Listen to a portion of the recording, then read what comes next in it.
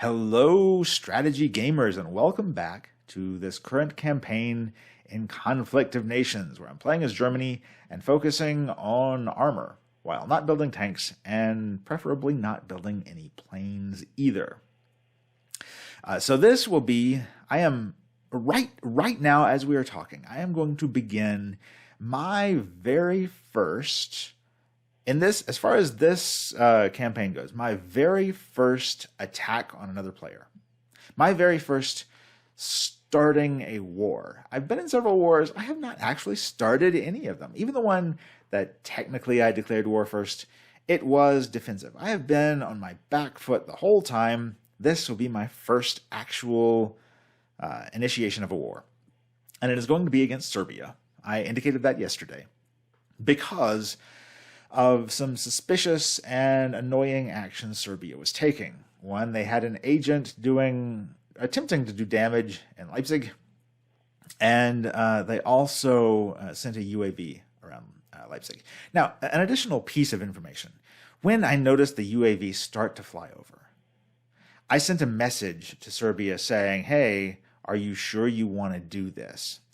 Several hours later, he sent a message telling me, well, first, after the UAV, the spy drone, had circled Leipzig for hours, he sent it over here, over Italy, and then sent me a message saying that, in fact, there was nothing to worry about because he had actually sent it over Norway, which is obvious malarkey and baloney and other words that I'm not going to say in this video.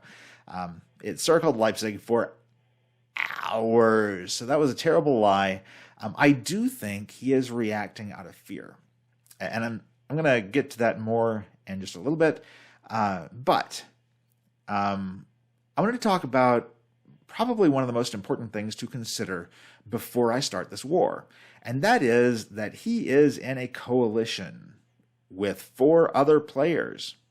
He is in, I think, the only full coalition in this current world here. The leader of it is Egypt, who was over here fighting and trying to take up all this stuff. He has been in a war with Belarus here, and I think he has lost most, if not all, of his stuff trying to take Minsk. He lost a bunch of stuff yesterday. He lost a recon vehicle and some infantry trying to take Minsk. So I think Egypt probably has little to nothing left in Europe, but I can't say for sure there. There could still be some more left. So that's one thing to pay attention to. Now, I don't think Egypt is a particularly good player. He's not a particularly experienced player, if this is his only account. And it doesn't look like he's killing that many more troops than he is losing himself. I believe he has had 1 coalition win, if I remember correctly. Coalition wins, I do not give much credence to that, because 1 strong player can pull an entire coalition through the end of the game. So the fact that somebody has a coalition win could mean they are glomming onto the right coalition. In fact, that's typically, most often, that is what it is going to mean, at least these days. Early in the game, the first times I was playing it, I think the player base was smaller. It was more devoted strategy game players. There were also a lot more people spending a lot of money. I'm seeing in my current campaigns, there are a lot of less experienced people who really aren't doing that well. They're quitting the games early. I don't think having a coalition win is necessarily the mark of a great player, but I look at other things and it doesn't look like he's a great player. Greece, it looks like is fairly decent. Also inexperienced, but a fairly decent player. And is right down here. Now that's something to think about. Greece shares a border with Serbia and may send up some troops to support Serbia. So that's something I'm going to have to be on the lookout for. He's currently fighting Turkey. Appears to be winning, so is probably doing pretty well down here in Turkey. So he may not be so eager to send everything he has up here to fight, but it is something I have to look at. And there's Kazakhstan, which is over here. does not appear to be a particularly good player and is far away. So I'm not really worried about Kazakhstan. Now, about the troops we will face in Serbia here. Serbia has been at war with Italy, has won most of the battles, but day before yesterday, holy crap. Let's take a look day before yesterday. So this is day 7. Currently it is day 8. Day 7, and we're going to look at Serbia. So, Serbia on day 7 lost one National Guard, one National Guard, one National Guard, National Guard, National Guard, and one UAV. All this yesterday. That may be the UAV that was over me. I'm suspecting that it is. So, destroyed at Rome, destroyed at Rome. The UAV was destroyed over Turin. Destroyed at Milan, Frosinone, how do we say that? Milan, Rome. So Serbia was fighting some wars over here where he was attacking with National Guard battalions, which, by the way, anybody who wants to fight against me, feel free to use National Guard battalions. That is a great way to assault cities, definitely. Wink, wink. So he was fighting for Milan and Rome. Malone and anyway, and Rom. Rome and Milan, fighting over these and losing lots of troops. He may not have anything left over here. I'm really not sure. I'm really not sure what he has. I could go back and look to see what he was using to take over territory. But if he's losing all these National Guard troops, and he didn't manage to take over the country, the cities either, that indicates to me that he is probably fairly low on troops over here, if not completely without them.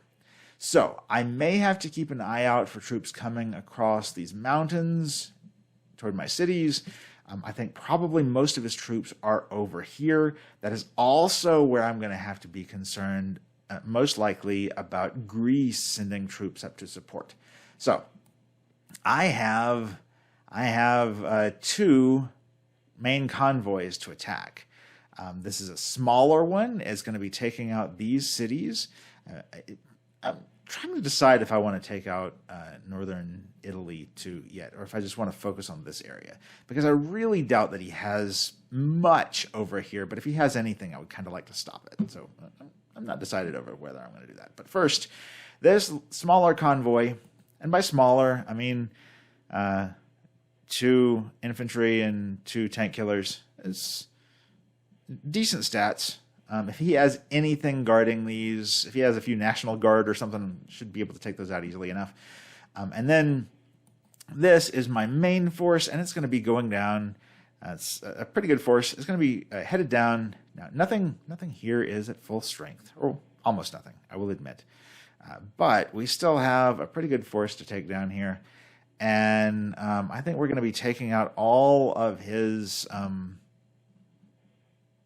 homeland cities in fairly short order, and then we'll be collecting some of these others too. Of course, we're going to have some issues with the rogue state. You know, they're going to take some too. But that's just the way it goes. We're going to jump in there and we're going to take all of his cities. I think it is probably going to be the end of Serbia within a day or two. But anything can happen in this game, and it could be that I will have all of his coalition mates jumping in and attacking me also. So, if you want to know how this turns out, you are going to have to return and watch future videos, because all of this information will be revealed. All right, so I am going to go ahead. I'm going to start right here with this one. We're going to move first into Novi Sad. It's going to take us through Budapest. Now, I had tried to figure out, and I don't know whether I want to just hit Belgrade first and circle back around and get Novi Sad, because there could be some troops there that start heading north. So I think I am going to take out Novi Sad first, and I should be able to collect, as I go south, I should be able to collect most, if not all, of the troops that are coming north from those cities. So first we're going to hit Novi Sad, declare war on Serbia, and then we're going to hit Belgrade, Nis, and Pristina, Pedagorica. All right. And it's going to take about a day to finish those off. And we will see what we're doing after that. All right, so this one is then going to, it's going to come over here. And it's going to take these probably completely unguarded cities. And then I think we're going to come right back. All right, so we have now started a war. It's not red yet, but it will be as soon as these guys cross over the border, which will be shortly. All right, so come back and see how it goes. I will let you know. I'll be making another video tomorrow, if not sooner. So if you like this kind of content, please feel free to subscribe, to hit that like button. And if you think you know somebody else who would be interested in learning more about playing strategy games, please send them my way, because I would love to have more viewers. Oh, now one thing I want to consider, and I should have said this sooner, is Podgorica here has a level 2 naval base, which means he's probably been making ships there. So I probably don't want to leave it in that city. So I am just going to go ahead and start heading back. And I'm just going to park it right there, I think. That way, if there are ships that start shooting at me, I won't take too much damage. I'm just jumping in and grabbing Podgorica, which is probably generally undefended. All right, so anyway, come back, watch more videos, and thank you for viewing this one. Addendum to the previous video. Serbia was online when I began the invasion and sent me a string of messages to try to dissuade me from my actions. I would like to read those to you.